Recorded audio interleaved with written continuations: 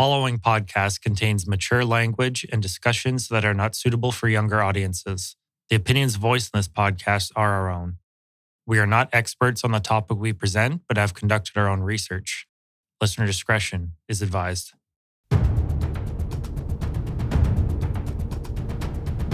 On the night of February 3rd, 1880, a mob formed a plan to rid their town of a problem. This problem was the Donnelly family. For too long, they had caused problems and made the community's lives a living hell. It was time to deal with them once and for all. The mob attacked the Donnellys in their home and ended up murdering 5 of them by the end of the night. The main question is why? Why was the family slaughtered? And more mysteriously, why was nobody ever convicted of the murders? In this episode, we will explore the lead up to the massacre, the theories that exist of why the family was so hated, and why nobody was ever convicted for the murders. Welcome to the Strange and Undecided podcast.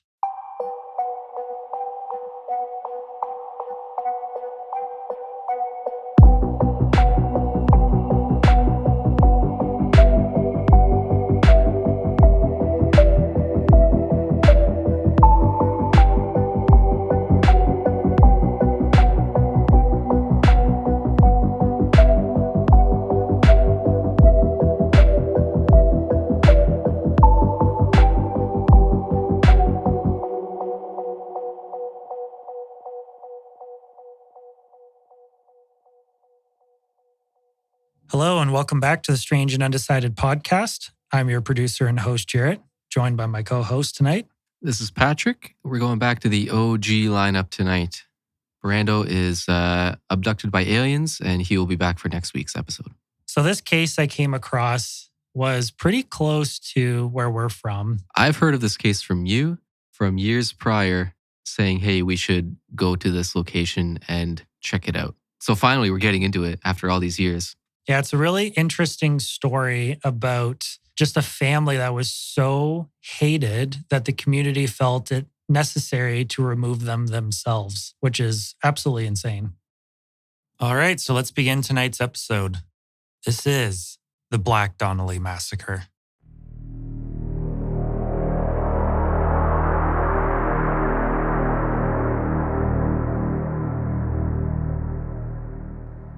The Donnellys were an Irish family that immigrated from Tipperary, Ireland to Canada during the 1840s. At this time in history, it was very common for Irish families to immigrate to Canada as they were seeking a better life to try to escape poverty, the potato famine, and political turmoil. James Donnelly and his wife Johanna Donnelly, along with their one child, had made the voyage to Ontario and settled in what was known as Biddulph Township, a rural and sparsely populated area in southwestern Ontario, which nowadays is known as Lucan. Now, why would you go there? Come on. There's so many immigrants going to New York and all those big cities from overseas at that time. Why would you come to middle of nowhere, Ontario? So the Irish actually dispersed pretty widely across Canada from coast to coast. There was a pretty high concentration in Ontario, and my guess would be that it was because of the opportunities they thought were available for a better life in Ontario specifically.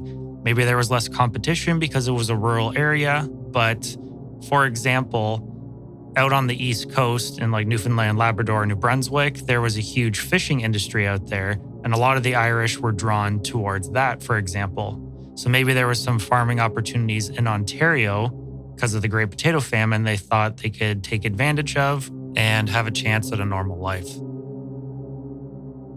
So the Donnellys made their home along Roman Line, which was aptly named by the Irish Catholics who settled there. They cleared out trees and built their farm and established their new lives here. The family eventually grew over the next 10 years and would welcome 7 more children: William, John, Patrick, Michael, Robert, Thomas, and Jenny, or Jane as she was called. I like that one name in there, Patrick. That's a really cool name. Despite settling in this area and making it their home, they were not the true owners of the land and were technically squatting there. Squatting is looked upon much differently today, but back then, squatting on properties was quite common. The courts even supported it for establishing property rights and laws. The property the Donnellys had settled on belonged to the Canada Company originally, which was basically an organization that was developed to aid in the colonization of Upper Canada. The property had been sold to a man named James Grace, who held on to the deed but didn't really do much with it. Ultimately, he was fine with the Donnellys squatting on that part of the land. Like I mentioned before, the Donnelly family was large, and over time, they became known for their hard work on their farm. However, the Donnellys also became better known for their volatile and confrontational behavior with neighbors and authorities, which would earn them an extremely negative reputation. The tensions they caused with the locals and authorities would form the backdrop for the tragic events that would unfold years later. Were the locals also predominantly Irish? They were. There was a pretty sizable Irish population there. You feel like they'd get along then if they have so much in common, but clearly there's something not right here. You are correct about that. Their difficult relationship with the local community was compounded by their frequent involvement in legal disputes, accusations of theft, and reports of violent behavior. The Donnellys' perceived disregard for authority mixed with their Irish background made them outcasts in a predominantly Protestant region. Some might say this was the beginning of the end for them.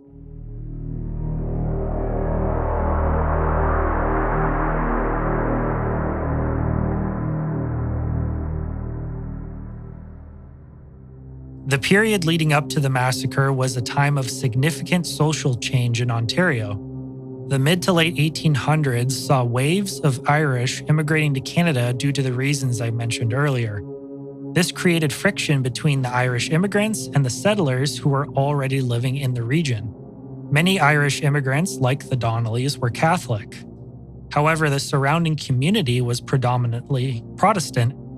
This religious divide, along with stereotypes, made it difficult for the Irish to be fully accepted by the community. Side note, but how is there a potato famine in Ireland at this time? Isn't that like the most easy thing to grow or something?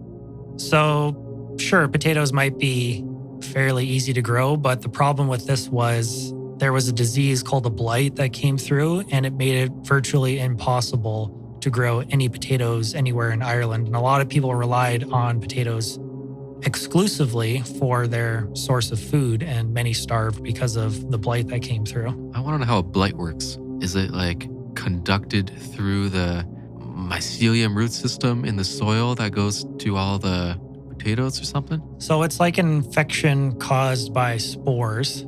Basically, the spores travel through the air by wind, and they infect certain plants in the area. They can also get washed into the soil itself too and infect the plant through the roots, which causes it to rot. If you're wondering where the name the Black Donnellys came from, it is believed to be derived from black feet. This term originates from Ireland and refers to Catholic Irish who chose to live a life of peace and not fight the English or the Protestants. On the opposite side were the Whitefeet, who were Irish who had chosen to fight back against the English, and they even viewed the Blackfeet in a traitorous light and even worse than the Protestants. So basically, if you were a Blackfeet, you were a traitor and you were despised by the community. But you were also technically to the Irish an English supporter, which made you unfavorable in their eyes.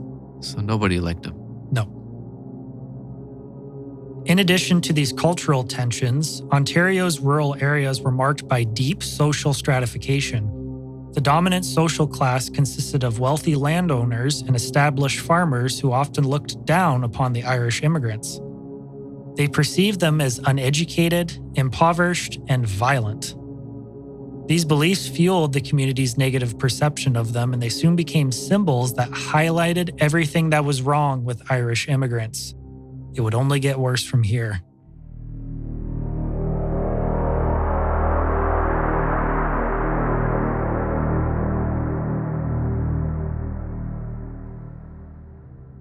The Donnelly family was often at the center of various altercations within the community, and some of these conflicts were further amplified by the Donnellys' violent tendencies. Their involvement in public brawls, verbal harassment, and various legal disputes led to a big reputation for not being good people and disrespecting authority. These are just a sprinkle of examples of the many conflicts with the Donnellys. So the name Fighting Irish, that has some legitimacy to it. I guess it does. Eventually, the community would blame them for any disturbance or any criminal act, even if it wasn't them doing it. On several occasions, members of the Donnelly family were arrested for assault and other similar offenses. It is important to note that while the stories recall the Donnellys as being extremely violent, there really wasn't anything else saying otherwise. The records I was able to come across all said they actively resisted local authority, and as I mentioned before, they had big tempers and a tendency for violence. Actions like these will not get you many favors with the community that you live with. The most well-known incident occurred between James Donnelly and a man named Patrick Farrell. The land the Donnellys had been squatting on for years was sold to Patrick Farrell in 1856, which ultimately infuriated James Donnelly when he was asked to leave. He refused to leave, even after many arguments.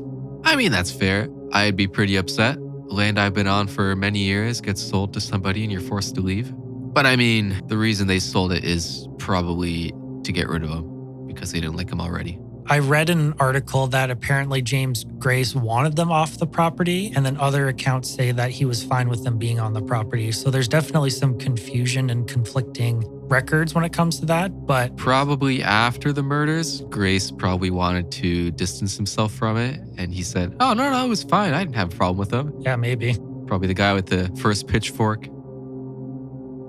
The case was taken to court, and the judge ruled that the Donnellys were allowed to stay on the property since they took such good care of it and made it better than it was before.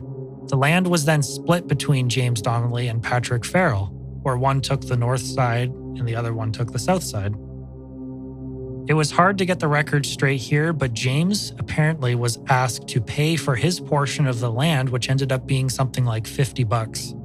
Which was significantly less than the original purchase of the property, which was around $200. You can probably guess these guys weren't very friendly to each other. In fact, they hated each other.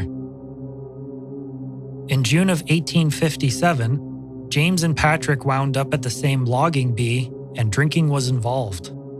So logging bees were community affairs that involved the clearing of trees for crops. Allegedly, both men were drunk and began exchanging insults. A fistfight broke out between the two men, and it escalated to the point where James took a handspike and struck Patrick Farrell in the head, which ended up killing him. Oh, Jesus. That escalated quickly. We were just at a fun logging bee, just clearing the woods for the community farm, and somebody gets murdered? Yep. Last logging bee I ever go to. Not the most fun community event that you can go to. I mean, they were drinking too, so it would have been jolly. I think it just wound up their tempers that much more and pulled away their inhibitions. Clearly it did. You don't murder in a right state of mind.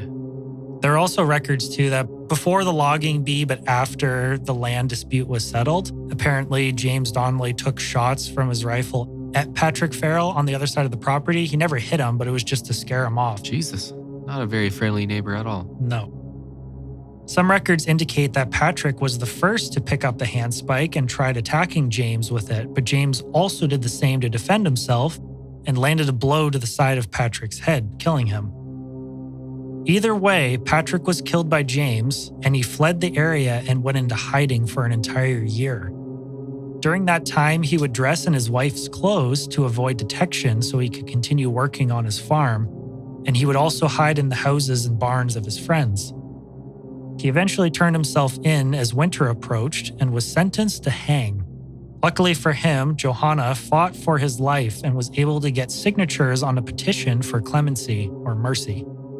She was successful, and her husband's sentence was reduced to 7 years in Kingston Penitentiary. Who is signing this petition if the community doesn't like him? So Johanna apparently was traveling to neighboring villages, trying to get people to sign, asking for forgiveness and for leniency on his case, and she was successful. And they also still had friends in the community who also signed the petition. Not every single person hated them, but most people did. Gotcha. During the time James was in prison, the sons in the Donnelly family had to grow up quickly. Ultimately, William became somewhat of a leader of the Donnelly family. The boys all earned a very poor reputation. They were, in the eyes of the community, thieves, arsonists, and incredibly violent. Crime had increased drastically in the region, so they were not solely to blame. However, the community blamed them for each time, regardless of whether it was them or not. I mean, of course, you need a scapegoat. Exactly. These accusations were constantly made. However, very few convictions actually stuck, and most of the time, they were acquitted if it was taken to court. In 1865, James was released from prison and he came home. 8 years passed, and in 1873, William, along with his brothers Michael, John, and Thomas, started up a stagecoach business which had a line that ran from Exeter to London. Their business became quite successful and people started to take notice. A stagecoach, that's like a horse and buggy type thing? Yeah, exactly. So how long would it take for the stagecoach to travel from Exeter to London? Well, that's kind of hard to estimate, so I went on Google Maps and I looked at how long it would take to walk, which is roughly 11 hours. So if the stagecoach was going, say, twice the walking speed, I think you can do the math. So maybe 5-6 hours getting from place to place. So it's a pretty good business they had. Yeah, very successful. But like I said before, people took notice. Soon, other stagecoach companies started up and tried to get in on the action. This included the Flanagan Company, which became the Donnellys' main competitor.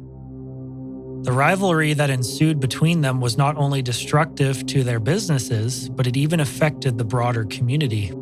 Stagecoaches and stables were destroyed or burned down, and horses were even killed.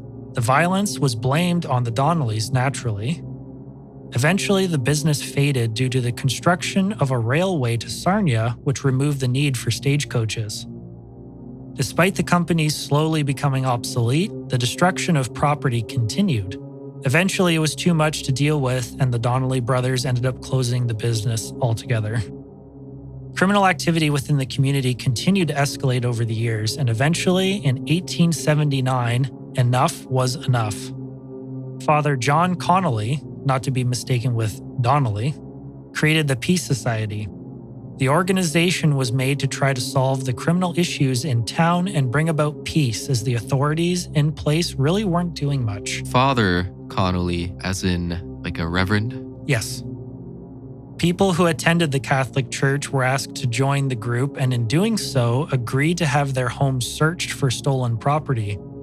The Donnellys flat out refused to join this group and left the church altogether, but not for this reason alone. I came across a record that apparently Father John Connolly was talking very poorly about the Protestant group because they're Catholic, and they're saying how the Protestants are so terrible and yada, yada, yada, and all that stuff. And James Donnelly apparently stood up and denounced themselves, the family, from the church and said, we're no longer going to go here, because I guess they had some Protestant friends. It was an interesting story. Not very inclusive, this father, is he? No. Not long after the Peace Society began, a separate, more hostile branch formed. The more radical community members formed a secretive group known as the Vigilance Committee. AKA the Violent Society. Pretty much. The goal of this committee was to deal with what they saw as criminal behavior of the Donnellys, and they would do so in a much more physical way. Constable James Carroll was part of this group, who was quite familiar with the Donnellys. He had many conflicts with different members of the family and despised them. Since he was an authority figure in the community and had no control over the Donnellys, this was both embarrassing and infuriating. Constable Carroll, along with a number of community members who also had grudges against the Donnellys, joined the group.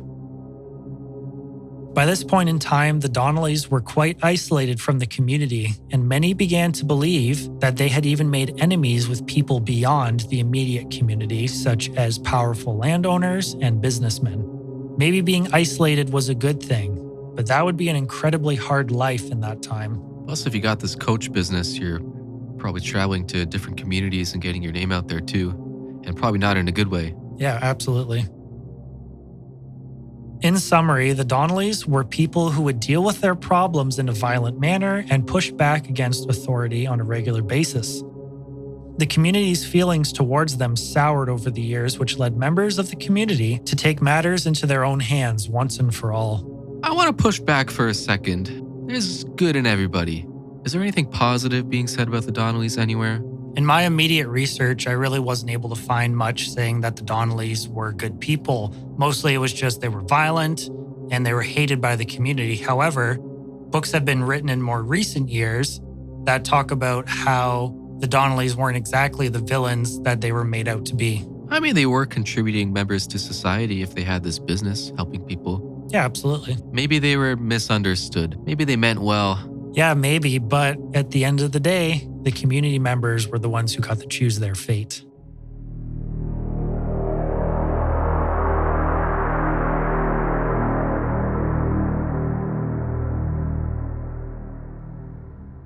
Late at night on February 3rd, 1880, a mob formed and set out with one goal in mind: kill the Donnellys.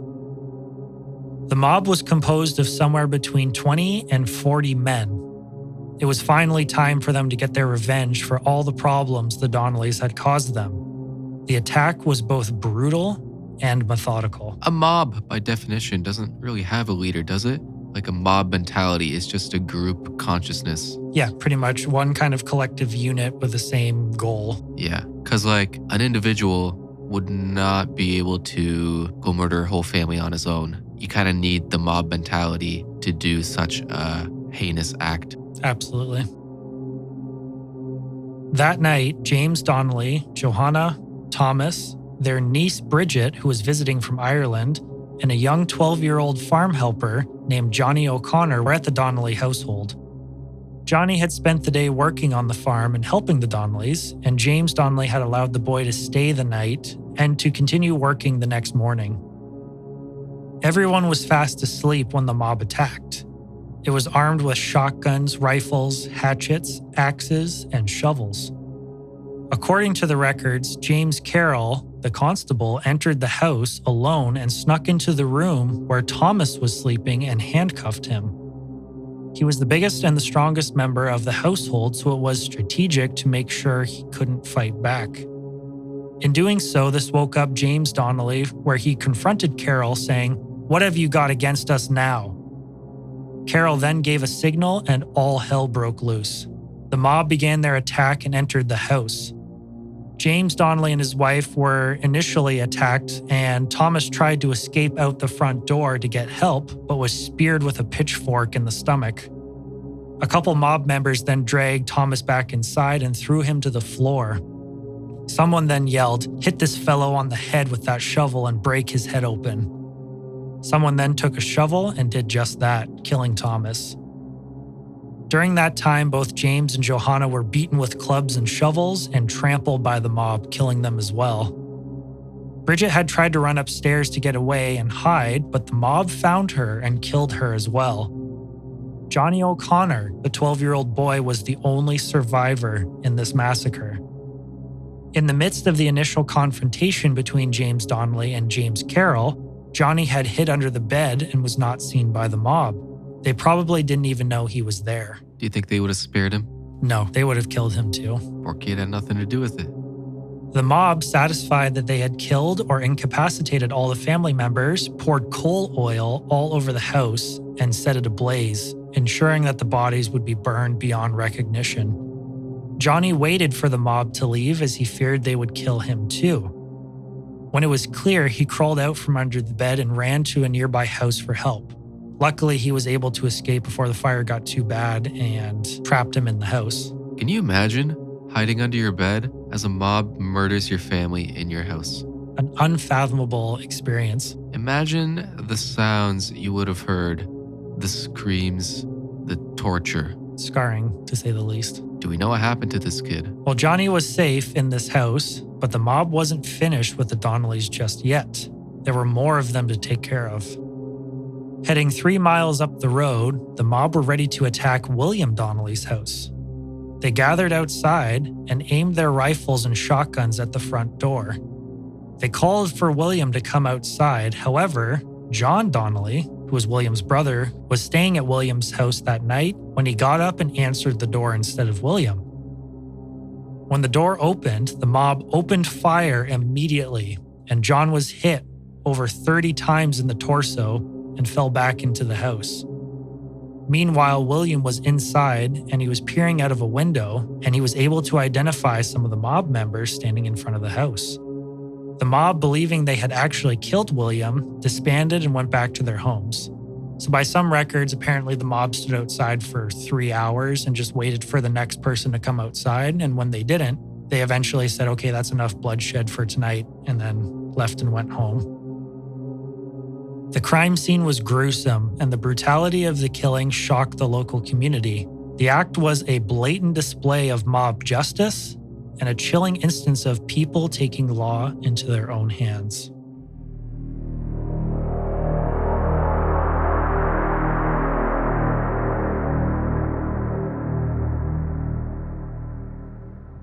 Following the massacre, rumors had swirled that the killers were members of the vigilante group, but there was little concrete evidence to prove it was anyone specifically. Both William Donnelly and Johnny O'Connor told the local authorities what they had witnessed and who was responsible. There were 2 trials held, and during the first trial, the jury were not able to reach a verdict. In the second trial, the jury came out with a verdict of not guilty. The men on trial were not convicted of the murders. In fact, no one would ever be convicted. It was thought that because of William's reputation, he was not taken seriously for his testimony and made the accusations for his own benefit. People also hated him to the point where they didn't want to trust him. Johnny O'Connor, on the other hand, was 12 years old at the time, and the courts deemed his testimony as not valid. A young boy was not to be trusted in a court setting. The individuals who participated in the mob were often seen as local heroes, admired for their efforts to rid the community of what they considered a dangerous and troublesome family. Local newspapers at the time expressed little sympathy for the Donnellys and instead focused on the alleged threat they posed to the community. The case was never solved, and many local people, likely aware of who was involved, kept quiet. The idea of justice through violence had become normalized for some in the community, particularly given the long-standing tensions between the Donnellys and their neighbors. In the aftermath of the murders, the area surrounding Biddulph Township, or Lucan, was torn between those who sympathized with the Donnellys and those who supported the vigilantes. Some believed the family had brought the violence upon themselves through their behavior, while others viewed the killings as a form of murder and mob rule that was entirely unjustifiable. Over time, the story of the Black Donnelly murders became legend, with the mob's actions being justified in popular retellings as the only solution to the problem. In the years following the murders, the site of the Donnelly homestead has become legendary. People from all over Ontario visit the area, drawn by the story of the tragedy and the mystery surrounding the Donnellys. There are people in Lucan today who had their own experiences with the Donnelly story. One resident remembered that when they were growing up, talking about the Donnelly family was considered taboo, and people got upset when the topic was mentioned. Do you think you could get over that? Let's say the majority of your family was murdered 100 years ago. You didn't know them. Would that still affect you today in your psyche? I mean, it would definitely be something I would think about. It's also so long ago that it really doesn't have anything to do with your modern life, or so you would think. But I think the big thing for me is that in modern days, people are still affected by the Donnelly story. Like if you go to Lucan today and you start talking about the Donnellys, there's going to be some people who are pissed off, which is shocking to me because something that happened in 1880 all the way to 2025 and people are still upset, that's a lasting impact. Yeah, it lives on in your consciousness, in the memory, but it doesn't really have to affect you unless you choose it to, I think. So I want to ask you a question. What do you think happened to the Black Donnellys and the family as a whole? You've heard what I've mentioned to you, but what comes across to you as the truth? Like what actually happened? Like, do you think that there was a family that was this bad that members in the community had to take it upon themselves to get rid of them? Or what do you think? I don't think any form of murder is justified. I think every life is valuable, no matter how horrible a person you are. I think there's other ways around an issue. But do you think the Donnellys were the terrible people that the records claim they were? I mean, you don't murder a family out of nothing. Clearly, they pissed off the entire community, it seems, and the community felt justified to do something incredibly horrendous. Right. What if, on the other hand, though, the community was struggling on their own and they used the Donnellys as an excuse to blame all their own problems, and the Donnellys kind of just took the brunt of it? Aha, the classic projecting your own issues on somebody else. Exactly. And then one person caught wind, the next person caught wind, and eventually they went and killed them. And when they realized that their problems weren't solved after the Donnellys were dead, they carried that guilt with them for the rest of their lives, which translates into their descendants and why they're so pissed off to talk about it to this day, because it's the guilt that still is carried with them. That's a great point. I never would have thought about it like that. You definitely would have a ton of guilt for taking a human life, but it's never black and white. No.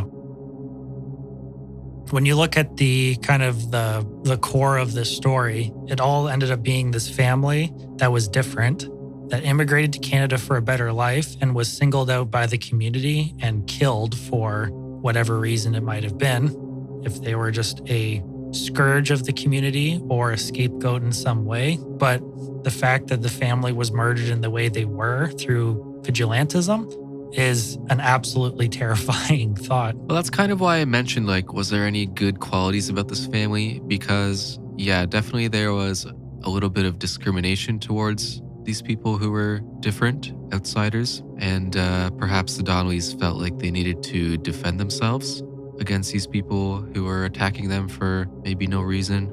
For sure. And I mentioned it a little bit earlier, they were very hardworking, as the courts deemed their land, when they were seeing if they were going to be pushed off or not, they could keep it because they took such good care of it.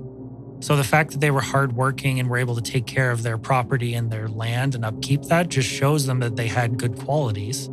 On top of that, I think there were people that just weren't going to roll over to what they thought was wrong. So an example of that was when Father Donnelly was bad-mouthing the other religious group, James Donnelly stood up and said, "I won't tolerate this," which that's a good quality too. Mm-hmm. So I feel like because they were just different, they weren't liked as well. Yeah, and the sad thing is we'll never get to hear their side of the story. We only have the tale of the people who didn't like them. Exactly. The Black Donnelly Massacre remains one of the darkest chapters in Ontario's history. The brutal killing of 5 members of the Donnelly family may have been seen by some as an act of justice.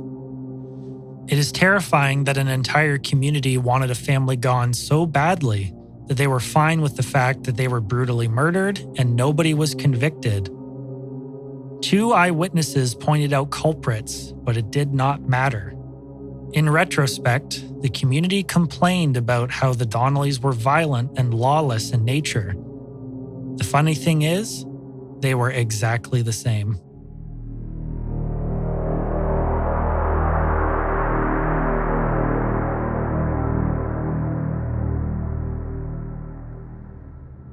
So, Jarrett, have we learned anything from this tale of murder? I mean, I would like to think we did as a society, but I think we still see that now. We're kind of glorifying it a little bit. We still talk about this as justice was served. I don't think justice was served in the slightest. I think this was a major injustice. Like you said earlier, you don't kill people just because you don't like them. That's not how to solve your problems. If this family was a problem, there's certainly, I guess the community didn't see it that way. There certainly has to be other ways to deal with it and not murder. Maybe this incident traveled around and people maybe, it hasn't happened again. No, it definitely spread across Canada and people knew about it. It was quite the news, so to speak. But I'm just saying, as a society, I would like to think that we've moved on since then, but you still see to this day around the world different clashes between different ethnic groups, cultural divides, people hating the other group, for example, just because they're different. It still happens, and people still kill each other over it. So have we really moved on since then? We are all just a bunch of apes. But I think If we learned anything from this, is that it's very easy to blame your problems on a single thing and point fingers. And it can be taken to extreme levels like it was here. Do you think there'd be a point of going back, or was there like a point of no return when the mob got together? Like, do you think if somebody stood up and said, hey, wait a second, maybe this isn't a good idea, or do you think it went too far at that point? I'm glad you asked that, because there was one account that I read. I couldn't cross-reference it, so I didn't think to mention it, but I will now. But apparently the mob's plan originally wasn't to kill the Donnellys. It was to confront them and give them like a beating, like still be violent. Scare them To the point where they just would bow to authority after that point. Apparently the mob had drank beforehand and kind of used liquid courage to work themselves up. And when the time came, they just went too far and went from 0 to 100. See, plan A, that's an okay plan for the late 1800s. Just scare them with some pitchforks. Don't kill them. Yeah, they just went full bore after that point in time. But that's why the plan kind of changed when they went to William's house afterwards, because the liquid courage wore off and they started to use their brains again. And they were like, we don't want to go attack inside this house. We want to stand back, which is why they all aimed their rifles at the front door and were kind of hiding a certain distance back. But they still were hell-bent on removing the problem, regardless of whether or not they were intoxicated or not. Maybe by the time they got to the second household, they got enough anger out and they didn't have the ferocity to murder again, point blank, face to face. They had 3 miles to walk between houses to think about it. What's in the Donnelly land plot today? Because they burnt down the original Donnelly house, so they would have built a museum, or there was like a barn or something, or another house on that plot that they turned into a museum? From what I can see from Google Maps on the property, there's a sign at the front that says it was the Donnelly homestead, but to me it looks like there's an actual house there with people living in it now. But there actually is, in the town of Lucan, a heritage museum commemorating the Donnellys. Do you think there's benefit to keeping this story alive? The fact that we put up a museum to commemorate this event? I think it is, because it was a gross injustice. So you think this is in honor of the family? It's a reminder of how dark things can be in these kinds of situations. I wonder who funded this museum, because if the town folk still had this guilt on them, what would be their incentive of putting this thing up? Probably wasn't their idea then. Maybe that's their way of ridding their guilt. Maybe, but like the one sign that's out front on the property says Donnelly tragedy. And I wouldn't call it a tragedy unless it was something that was regretful that happened. So I think people nowadays, many people will look at this case and view it as nothing more than a tragedy and a massacre of a otherwise innocent family for the most part. Sure, they might have pissed people off in the community, but nobody deserves to die. And in such a brutal fashion.